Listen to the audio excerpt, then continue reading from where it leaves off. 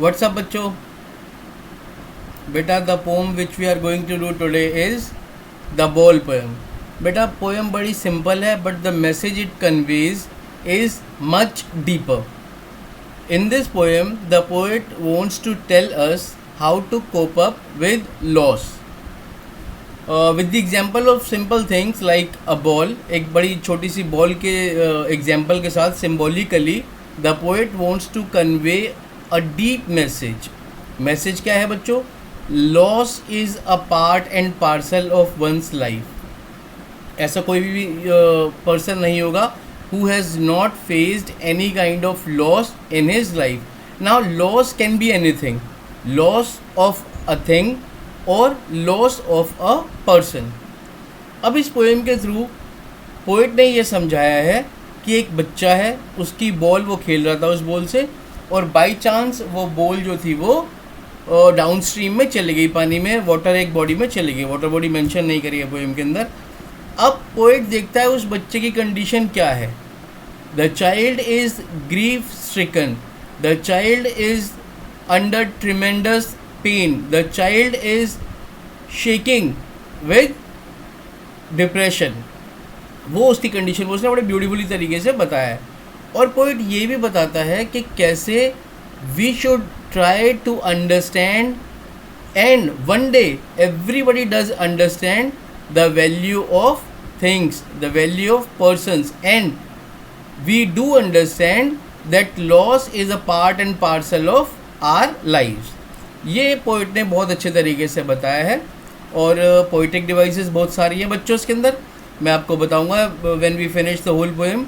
Important questions भी करेंगे साथ में, ठीक है. अब एक बार इंट्रोडक्शन देखते हैं पोएम का.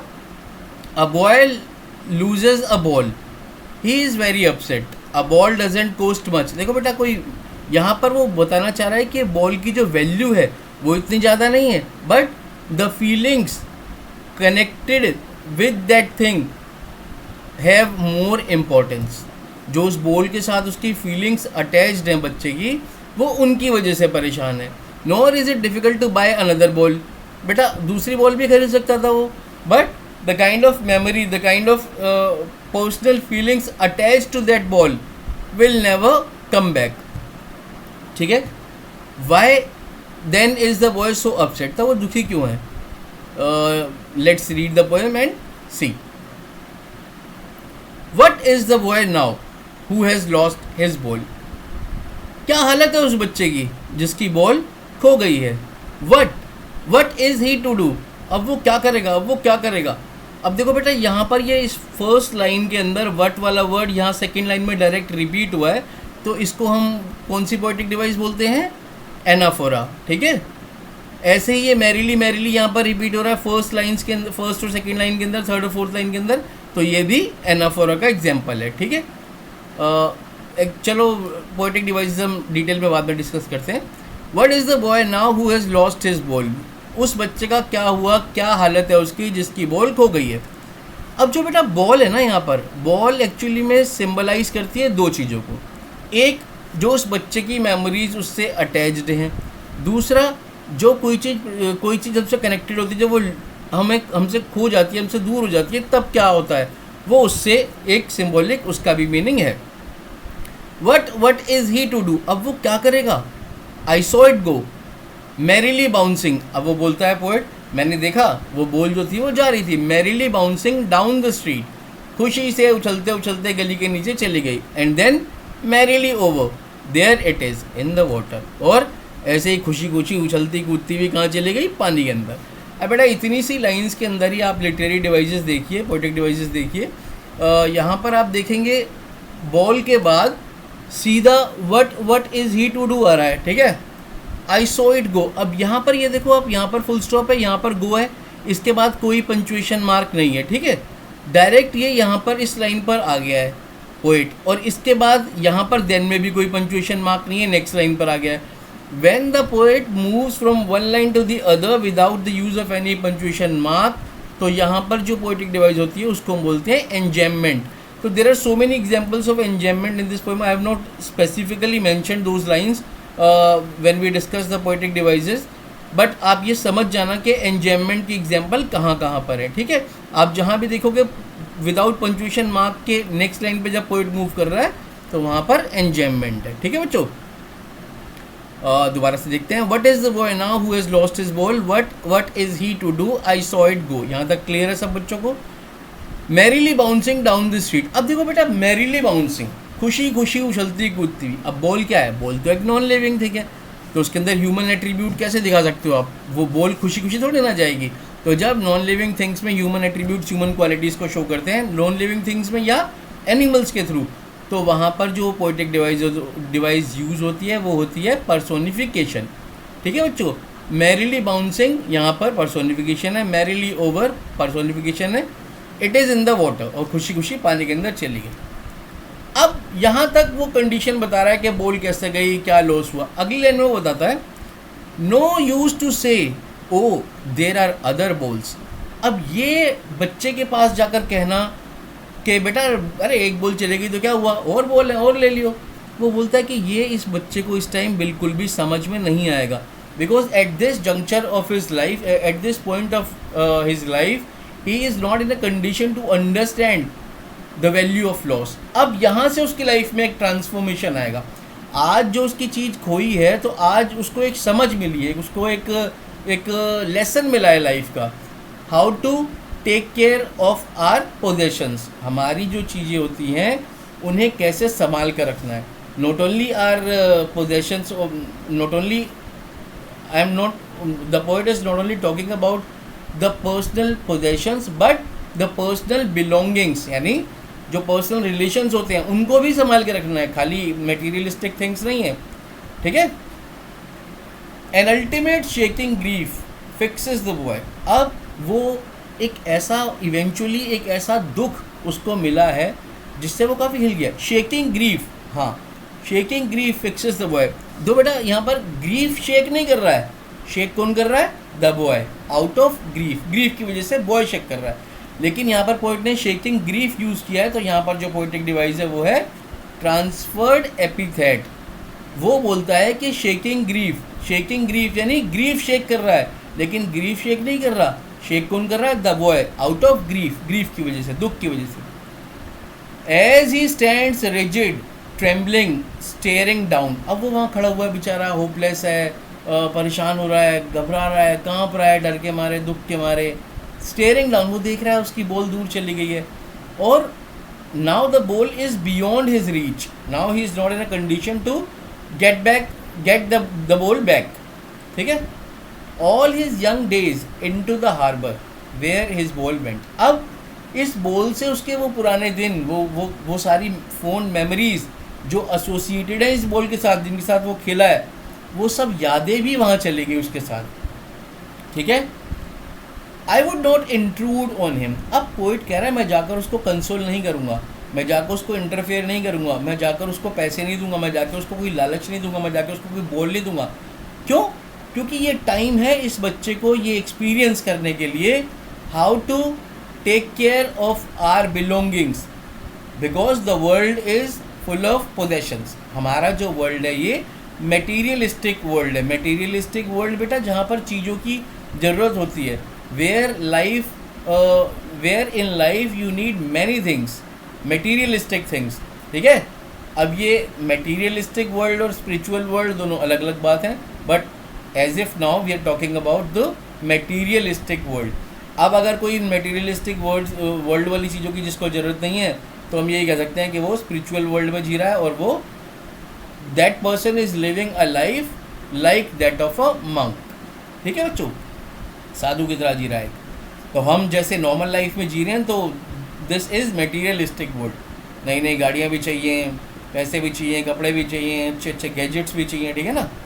तो ये क्या है? Materialistic world. तो इस मटेरियलिस्टिक वर्ल्ड में we need to understand the value of things, how to take care of our belongings. इस मटेरियलिस्टिक वर्ल्ड में हमें अपनी चीज़ों को अपने से दूर नहीं जाने देना, ठीक है, कैसे उन्हें टेक केयर करना है। तो ये वो बोल रहा है कि ये इस बच्चे के लिए इस टाइम बहुत ज़बरदस्त टाइम है इस चीज़ को समझने का कि कैसे हमें अपनी चीज़ों को संभालना है। और हाँ, अगर कोई चीज़ हमसे खो भी गई है तो लाइफ वहीं पर रुकती नहीं है, लाइफ वहाँ स्टैंड नहीं करती, वहीं पर ही स्टैंड स्टिल नहीं हो जाती, लाइफ कीप्स मूविंग ऑन।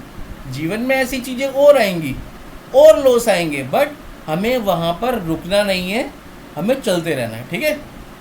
तो इसीलिए वो कह रहा है कि मैं जाकर इसको अब कुछ करने वाला नहीं हूँ। I would not intrude on him, मैं जाकर उसको उसके कंसोल नहीं करूँगा, मैं इंटरफेयर नहीं करूँगा जाकर।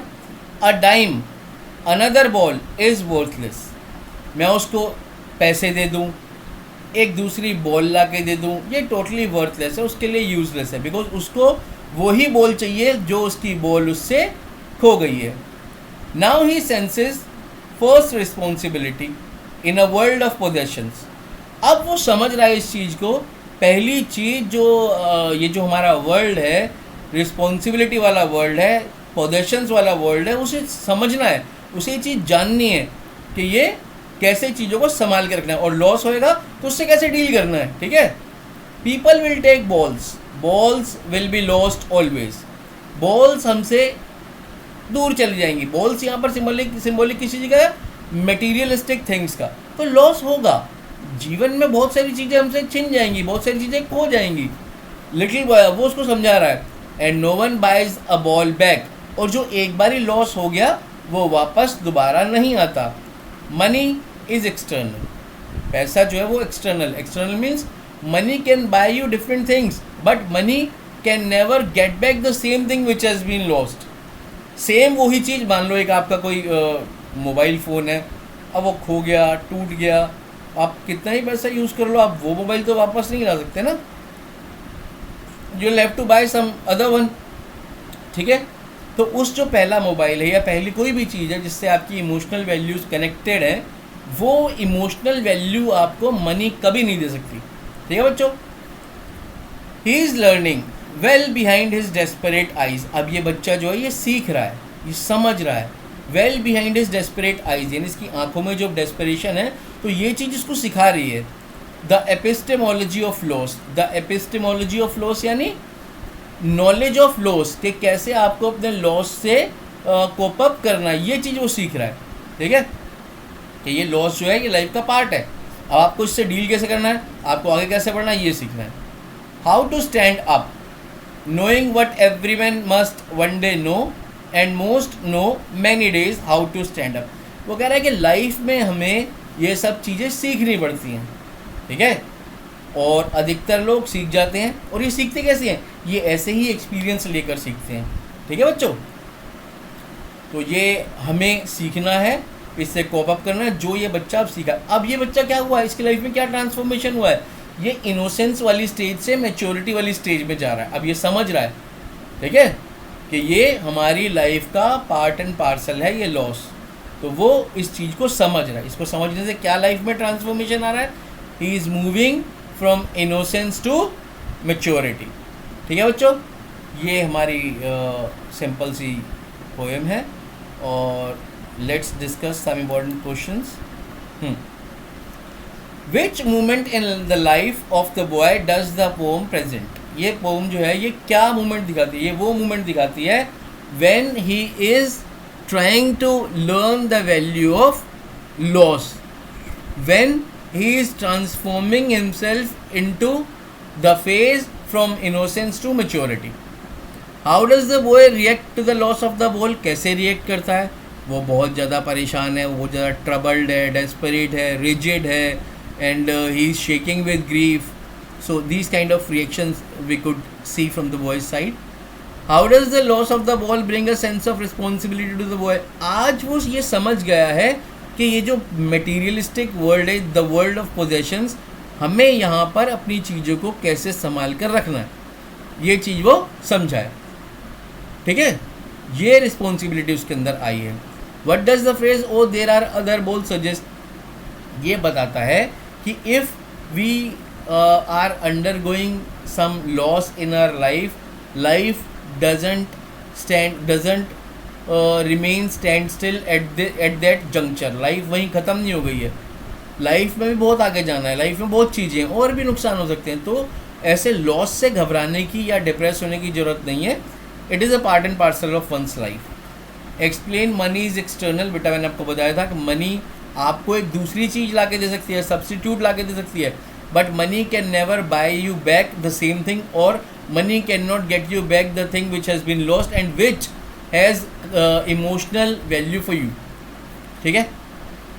What does the ball symbolise in the poem, मैंने आपको बताया बॉल सिम्बलाइज करती है जो लॉस हुआ है उसका और मटेरियलिस्टिक थिंग्स का, जिनको लॉस जो लॉस होता है हमारी लाइफ में उनको सबको सिम्बलाइज करती है।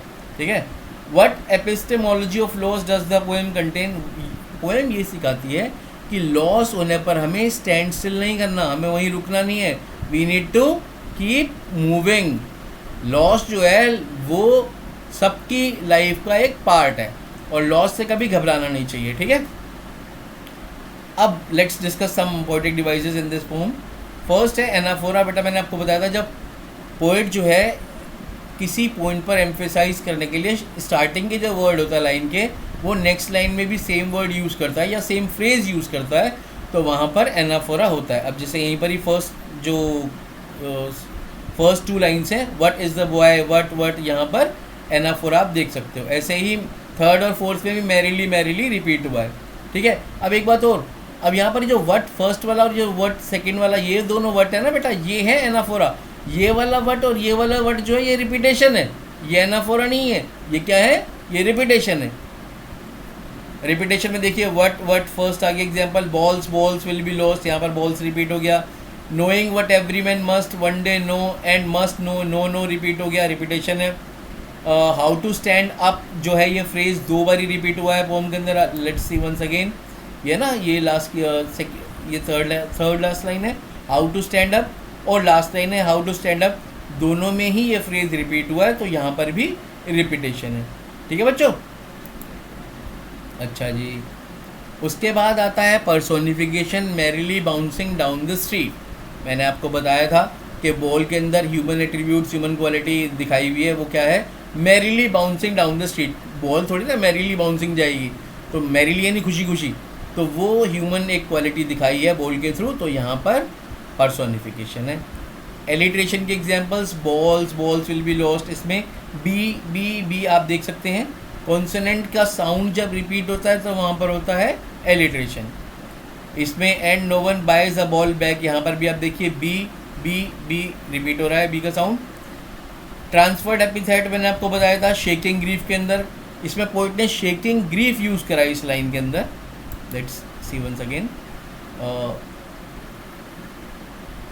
ये रहा शेकिंग ग्रीफ, तो यहाँ पर ग्रीफ शेक नहीं कर रहा, शेक कौन कर रहा है, बॉय शेक कर रहा है, तो इसलिए किसी और की नाउन की क्वालिटी किसी और के थ्रू एडजेक्टिव से दिखाई गई है, इसलिए यहाँ पर है ट्रांसफर्ड एपिथेट। ठीक है बच्चों। अच्छा जी, उसके बाद there are so many examples of enjoyment which we have discussed earlier in the discussion while we were doing the discussion of the poem. उस टाइम मैंने आपको समझाया था, अब आप एक बारी फिर देख लीजिए। जिस लाइन के बाद भी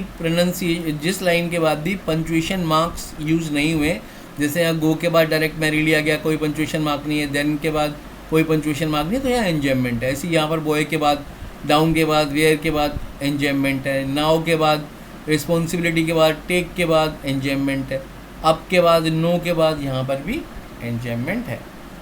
I hope the poem is clear to you along with the questions and poetic devices. Still, if you have any confusion with the poem, still if you have any doubt or any question which has been given by your teachers, or you find any difficult question in sample papers, you can ask me in the comment box section. Okay बच्चों, that's all for today. We'll meet again with some new chapter. Okay, bye.